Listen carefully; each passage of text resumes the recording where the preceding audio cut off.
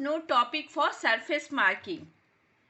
For the surface marking of femoral artery, we have to draw just one line from the mid-inguinal point up to the adductor tubercle. Here is the adductor tubercle. From here to here. And upper two-third of that line is the surface marking for femoral artery.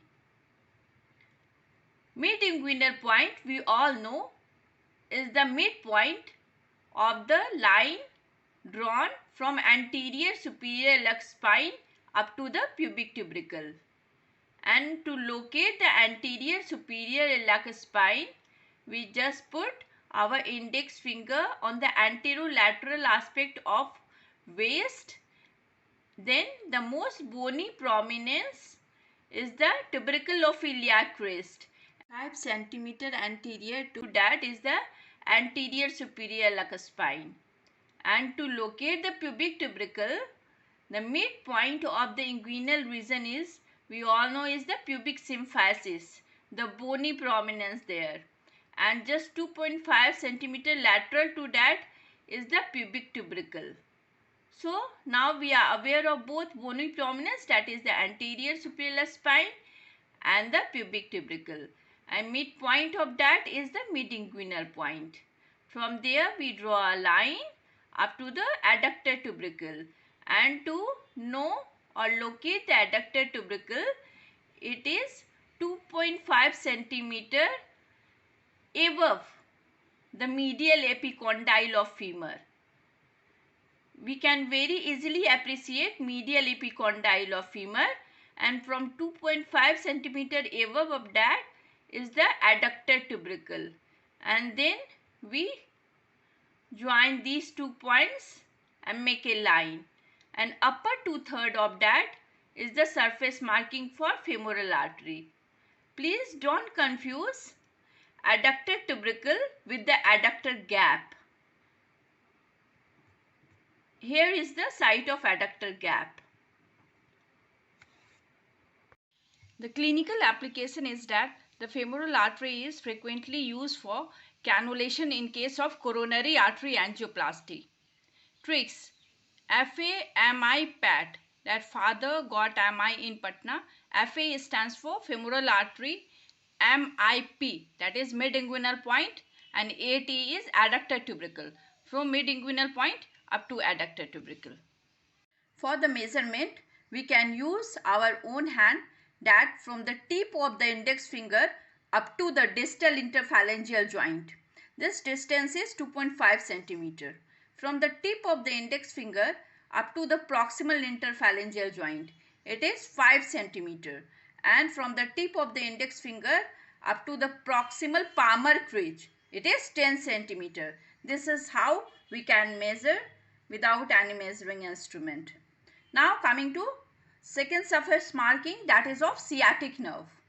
For that we have to take 3 points. This is first point, second point, and third point.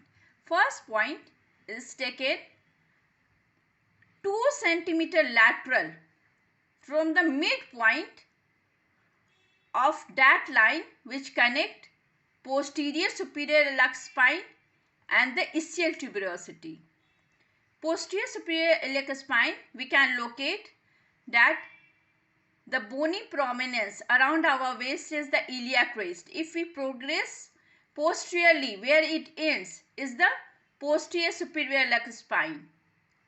And ischial tuberosity, it is 5 cm lateral from the lower end of the natal cleft. Just look at here. This is the gluteal region and here is the natal cleft. In between the two buttocks, there is a cleft. Just like here, you can see here, from here to here, this is the natal cleft, and here is the ischial tuberosity.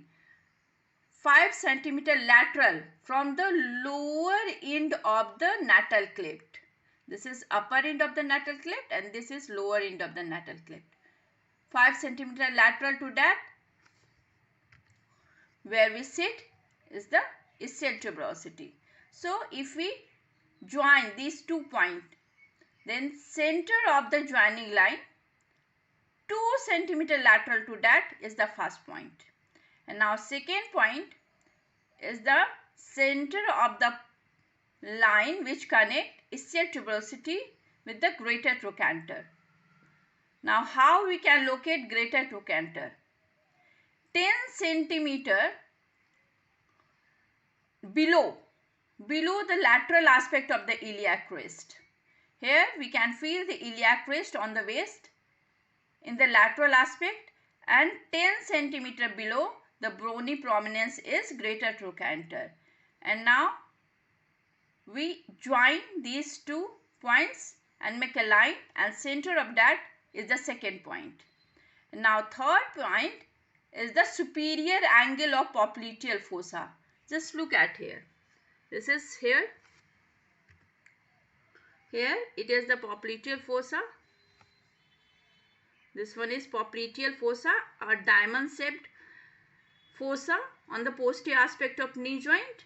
And here is the superior angle, this is inferior angle, and these are 2 lateral angles. So superior angle, this one. Here is the third point. And when we join these 3 points, then this is the surface marking for sciatic nerve. And we have to be very cautious not to injure the sciatic nerve during intramuscular injection in the gluteal region. Now coming to third surface marking, that is Murphy's point. It is the meeting point of one horizontal line and one vertical line. Horizontal line is passing from the inferior limit of the costal margin. Here is the costal margin, and from here the rib start. So inferior limit of the costal margin and the mid-clavicular line. This vertical line is the mid-clavicular line, but the right side only, and it is the site of fundus of gallbladder. Now fourth surface marking is of McBurney's point, which is the junction of medial 2/3 and lateral 1/3 of the line connecting umbilicus with the anterior superior iliac spine, and it denotes the site where the appendix is attached to the cecum, and it becomes tender in case of appendicitis. Now coming to surface marking of Dorsalis pedis artery. For that we have to draw one line from the center of the medial and lateral malleolus up to the proximal point of the first web space, that is in between the great toe and the second toe. This line denotes the Dorsalis pedis artery, which is clinically significant as we usually palpate for the pulse, for taking the pulsation in case of peripheral arterial disease or thromboangiitis obliterans or Berger disease, which is very common in case of smokers, and we palpate against the navicular bone. For surface marking of apex beat, we have to take just one point at the 5th intercostal space in the left side, just medial to the mid-clavicular line. This is in vertical, this one is the mid-clavicular line, just medial to that, or 9 centimeter lateral to the mid-sternal line. It is the site for the maximum cardiac pulsation. For surface marking of posterior tibial artery, we have to mark 2 points. First, at the level of inferior angle of popliteal fossa, this diamond shaped structure, this is the popliteal fossa, and at the inferior angle, just at the level of neck of fibula. And second point is at the midway between the medial malleolus and the most prominent part of the heel on the medial aspect. And just join these 2 lines. This is the surface marking for posterior tibial artery, and it is clinically significant as the pulsation is taken at this place in case of peripheral vascular disease. And for surface marking of inguinal ligament, we have to join anterior superior iliac spine and pubic tubercle, and this line should show concavity downward. And how it is clinically significant? That midpoint of the inguinal ligament is the anatomical landmark for the deep inguinal ring as well as the femoral artery. and it is the same as the site of the fold of groin. For surface marking of kidney, we have to draw Morris parallelogram. For that, we have to draw two horizontal lines, one at the level of T11 and another one at the level of L3, and two vertical line, one from 2.5 centimeter from the interspinous line, that is all the thoracic and the lumbar spines, the midline, and second line is 9 centimeter lateral to the interspinous line. We can locate T11 by counting downward that the inferior angle of scapula is at the level of T7. From there we can count downward, or we can go upward by the highest point of iliac crest is at the level of midway between the L3 L4. From there we count upward. In this way we can locate the T11 and L3, and just two vertical bar 2.5 centimeter and then another one is 9 centimeter. This parallelogram shows right and left kidney. For surface marking of a spleen, we have to put just two mark, one 5 centimeter lateral to the vertebral column on the lung axis of 10th rib, and another point in the mid axillary line. This is also in the longitudinal axis of 10th rib. This first point demarcates its medial end, whereas the second point demarcates the lateral end of the spleen. And these 2 points are now joined by a line showing convexity upward and going up to the superior border of 9th rib. This is the upper border. And again another line joining these 2 points showing convexity downward and going up to the inferior border of 11th rib. This is the lower border. This is how we can make the surface marking of spleen. For the surface marking of popliteal artery, we have to put just 3 points.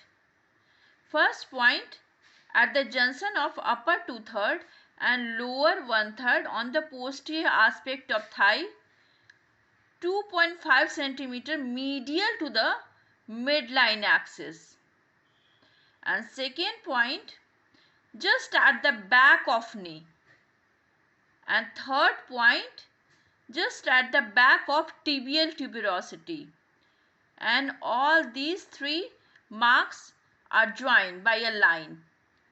First, A and B are joined showing the concavity towards the medial side, and B and C are joined by a vertical line.